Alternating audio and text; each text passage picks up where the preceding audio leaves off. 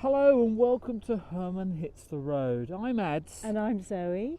And in this video, in collaboration with other vanners, and you'll find a link to their videos in the video description or at the end of this video, we are going to be talking to newcomers to motorhoming, caravanning and campervanning. Yeah. To give you helpful advice to all newcomers. So stick around and stay tuned.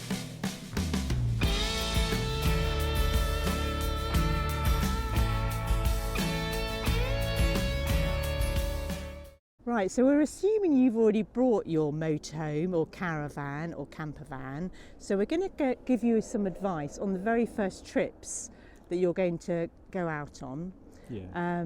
So the first point we would like to say is, we find very useful, is to join a club. Yes, and whether that's it's the motorhome and caravan club or the caravan and motoring club. Yeah, we always get it wrong, don't we? Yeah, those two clubs. They're They're the main ones we believe in the UK. Yes. And they'll give you loads of campsites that you can go to, and you can book online and choose when you want to go and how many people, all that kind of stuff. You don't have to call, and it's very simple. So, but of course there is an annual fee for both of those. But you get a discount at those campsites. And it gives you confidence, doesn't it, to start out, you know, rather than sort of trying to do it all on your own. So we're just going to ask one of the other collaborators what he thinks on joining a club. So over to you, Alex. Well, yes, absolutely, Ads. We are members of both the Camping and Caravanning Club and the Caravan and Motorhome Club. Not to mention various other different clubs and societies which are unrelated to motorhoming, so we won't go into that, but we have found them both to be very good. I must say we use the Caravan and Motorhome Club sites a little bit more. We're a big fan of the CL network, but yeah, absolutely, definitely join one of the clubs. You don't have to stay on the sites very often to make it worthwhile. Few stays on a CL and you've more or less sort of got your money back. The discounts on the bigger sites are not as good, I don't think, as they used to be, but nevertheless it is a solid idea to join one of those clubs because you know what you're getting when you go to the sites.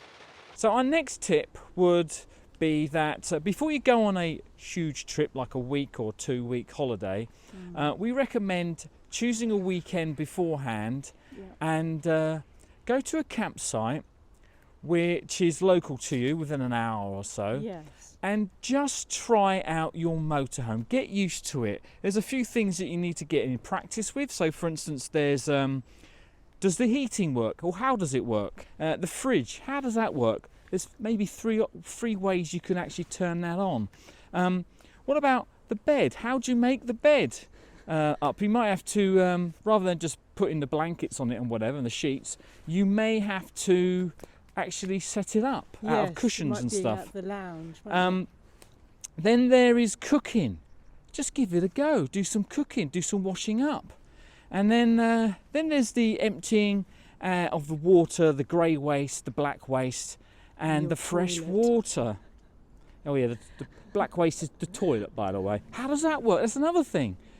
So get into practice with your motorhome. So when you're out there in the middle of nowhere on your 2 week holiday, you're not worrying about it. What do you think, Alex? Ah, come on, mates. This is rubbish, isn't it? You just need to be bold and dive straight in. Our first trip was a 400-mile round trip to the Lake District, 2 or 3 days after we bought the van. We broke down 3 times, we caught fire, we had a massive water leak, but it was great fun. You've got to learn as you go along. None of this shilly-shallying about going to local campsites for odd little weekends and cooking your dinner on your drive so you know how it works. Just jump straight in and let the cards fall where they may. That's the way to do it. Thanks for that, Alex. Now our next tip is going to be about driving. Don't underestimate how long it's going to take you to get to a destination. Your sat nav will give you a guide on how long it's going to take, but because you're driving in a slower vehicle, it's going to be an estimate. I normally add on another half hour to whenever we're travelling. But even these sat navs, which are aimed at trucks and motorhomes, large vehicles, that kind of thing, will give you a guide on how long it's going to take. Yes, and also don't rely on the sat nav, isn't it? Because sometimes it can take you down very narrow roads or through estates and things, and you get lost. So have a vague idea of where you're going. Don't listen to the sat nav. I think what Zoe is saying. See our previous video up here about the time when we got kind of stuck using a sat nav. Yeah. What do you think, Alex? Well, I don't really tend to use an actual sat-nav. I use mainly Google Maps on my phone. But I have to agree, the arrival time that it says when you first program it is way off the time that you actually arrive. Now the reason for that is mainly because it doesn't account for tea breaks. Now when you're driving in a van that has the facilities for making tea, you do find that you stop perhaps every 20 minutes for a brew up and a slice of Battenberg. And that does significantly add to your travel time. Remember that. So thanks again for that, Alex. Now our final tip is... Yes, is a checklist before you move off anywhere. And we have actually done a separate video on this. We have.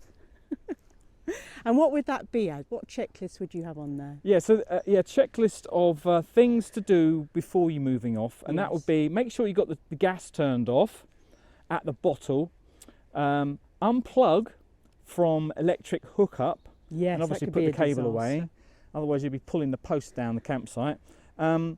Make sure all the windows and roof lights are closed, because you don't want them being open. They can blow open and get damaged if you're driving down the motorway, for instance. This is a good one now, because this has happened to us a few times. Make sure the fridge is locked. Yes, because there's a travel lock on your fridge. Yeah. If you fasten that, it won't open when you're going around a bend. So make sure that's locked. And then if you have a shower screen, make sure that's fastened back. If you've got a curtain, it doesn't matter. But you don't want the door, the screen, moving around while you're driving. So and that's... also, so I've just thought of one extra one, our step. I mean, admittedly, when you start the engine, we have a beeping sound, don't we? But maybe some steps don't have that. Yeah, make sure your step is up before you drive away. But the tip is make your own list, because of course you may have other things you need to consider when you're moving away from where you're parked. Yeah. What do you think, Alex? Yeah. Over to Alex. Well, again, yes, good advice. I've done all of that. I've driven away with the lead attached. I've tried to pull off with the stays down. I found myself going down the motorway with the skylights open. So definitely make yourself a checklist.